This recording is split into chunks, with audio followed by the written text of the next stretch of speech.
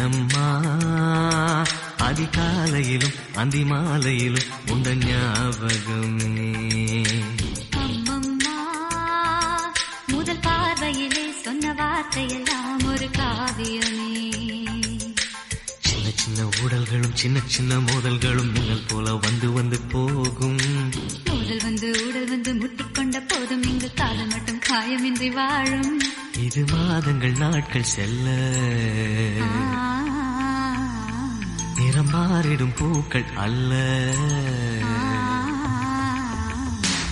மீனம்மா அதிகாலையிலும் அந்தி மாலையிலும் உண்ட ஞாபகம்.